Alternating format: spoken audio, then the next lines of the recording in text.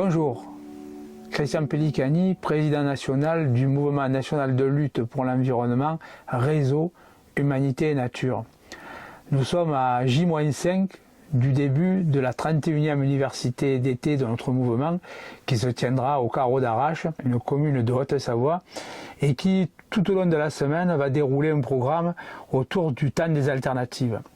Il nous a semblé important de traiter ce sujet depuis 3 ans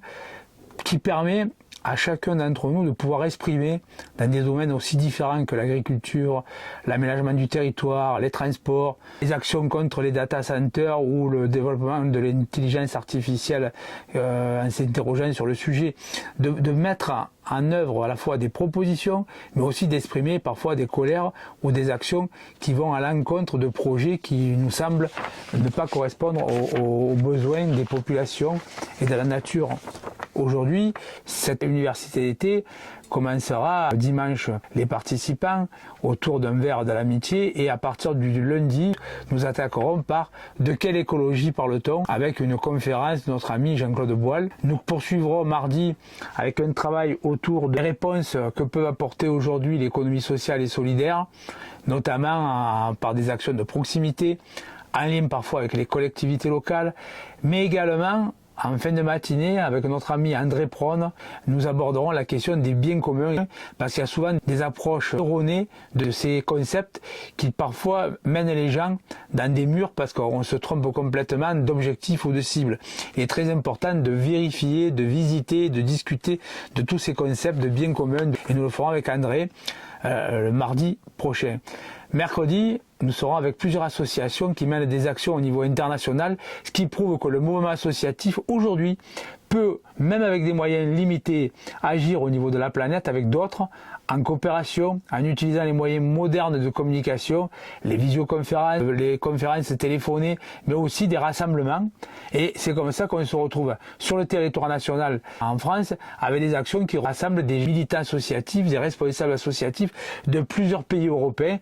contre les vaccins pour faire avancer des projets. Effectivement, cette idée de faire avancer des projets est au cœur de nos ateliers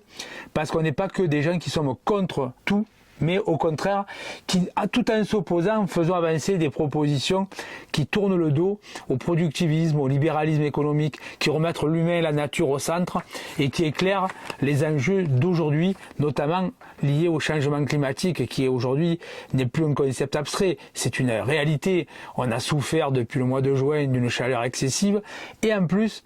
pour la France et un certain nombre de pays européens, connu des incendies terribles qui abîment le paysage, mais abîment aussi les territoires, détruisent parfois des gens, des animaux et des biens matériels. Voilà, nous avons tous ensemble travaillé à poursuivre la réflexion et nous allons tous ensemble à la fois continuer à réfléchir, mais à préparer les actions que nous allons mener à partir de septembre 2026 pour s'opposer, mais aussi proposer des alternatives dans un certain nombre de domaines. J'espère que vous nous retrouverez. Vous pouvez le faire en vous connectant sur le site internet déjà, mais aussi en nous envoyant un mail pour qu'on vous fasse passer le lien des visioconférences de cette université d'été et sûrement d'autres rendez-vous fin septembre, octobre, novembre. Nous avons de grands moments tous ensemble avec des rassemblements à Toulouse autour de l'eau, sur les data centers le 13 octobre en région parisienne, mais aussi à Marseille le 24 septembre. Voilà, chers amis, à bientôt, bonne fin de vacances et rejoignons-nous tous ensemble pour la nature et l'humain.